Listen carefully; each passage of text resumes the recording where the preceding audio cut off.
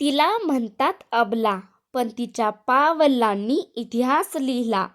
तिला म्हणतात घरातली, पण तिच्या निर्णयांनी जग बदललं. माननीय उपस्थित मान्यवर, शिक्षक वर्ग आणि माझ्या प्रिय मित्रमैत्रिणींनो, आज मी इथे स्त्रीचं कौतुक करायला उभी नाही. मी इथे स्त्रीची ताकद ओळखून देण्यासाठी उभी आहे. कारण स्त्री म्हणजे फक्त चूल आणि मूल नाही. ती म्हणजे विचार, ती म्हणजे क्रांती, ती म्हणजे उद्याचा विश्वास. स्त्री म्हणजे नेमकं काय? स्त्री म्हणजे जन्म देणारी आईच नाही, तर स्वप्नांना जन्म देणारी शक्ती आहे. ती पडते, तिला रोखलं जातं, तिच्यावर बंधन घातली जातात, तिला कमी लेखलं जातं. पण प्रत्येक वेळी ती उठते, कारण तिच्या रक्तात हार मानणं नसतं. मुलगी जन्माला आली की अजूनही काही ठिकाणी प्रश्न विचारला जातो, पुन्हा मुलगीच? पण कुणी विचार करत नाही, हीच मुलगी उद्या डॉक्टर होऊ शकते, हीच मुलगी उद्या अधिकारी होऊ शकते, हीच मुलगी घराचा आधार होऊ शकते. जन्मापासून तिच्यावर अपेक्षांचं ओझं टाकलं जातं. हसून राहा, शांत राहा, जास्त बोलू नकोस. पण ती मनात ठरवते, मी शांत नाही राहणार, मी उंच उडणार.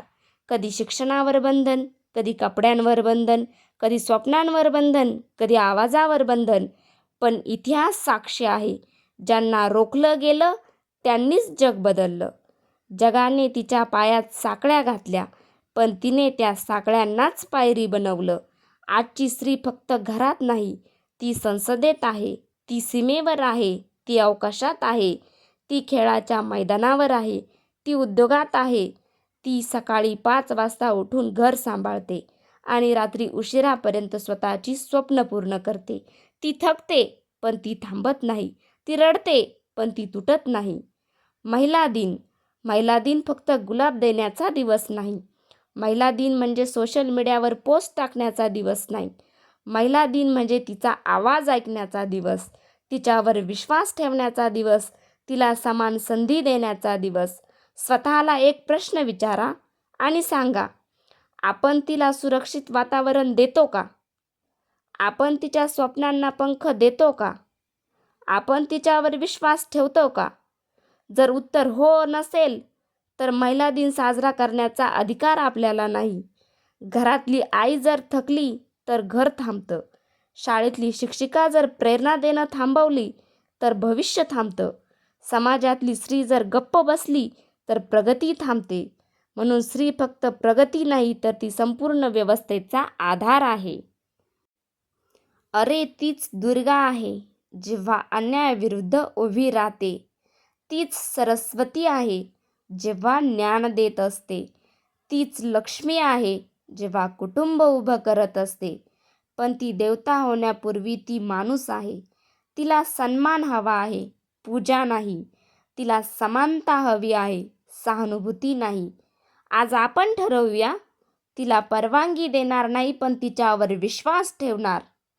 तिला कमकुवत म्हणणार नाही, पण तिच्या ताकदीला सलाम करणार. तिला थांबवणार नाही, पण तिच्या सोबत चालणार.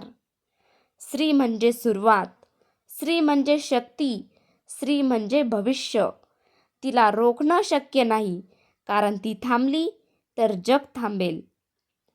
जिथं तिचं पाऊल पडतं, तिथेच इतिहास घडतो. जिथे तिचा आवाज उठतो, तिथे अन्याय थरथरतो. तीच आहे शक्ती, तीच आहे क्रांती. स्त्री म्हणजे उद्याचं स्वप्न, आणि स्वप्न कधी मरत नाही. आज आपण म्हणतो भारत प्रगती करतोय, पण खरी प्रगती तेव्हाच होते जेव्हा घरातली मुलगी निर्भयपणे स्वप्न पाहू शकते. ज्या घरात मुलीला विचार मांडण्याची मोकळीक असते, त्या घरात भविष्य उज्ज्वल असतं. स्त्री शिक्षित झाली तर एक कुटुंब घडतं, स्त्री सक्षम झाली तर एक समाज बदलतो, आणि स्त्री आत्मनिर्भर झाली तर संपूर्ण देश पुढे जातो.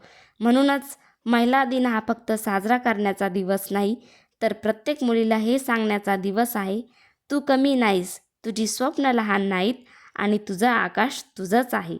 मुलगी आहे म्हणून घराला ऊब आहे, मुलगी आहे म्हणून घराला ऊब आहे. तिच्या स्वप्नांमध्येच भविष्याची शुभ आहे. तिला रोखू नका, तिला उंच उडू द्या. मुलगी आहे शक्ती, तिला तिचा आकाश द्या. मुलगी आहे शक्ती, तिला तिचा आकाश द्या. जय स्त्री शक्ती. स्त्री आहे तरच सृष्टी आहे. नारी शक्ती म्हणजेच देशाची प्रगती. एवढे बोलून मी माझे भाषण संपवते. जय हिंद, जय भारत, जय महाराष्ट्र. धन्यवाद.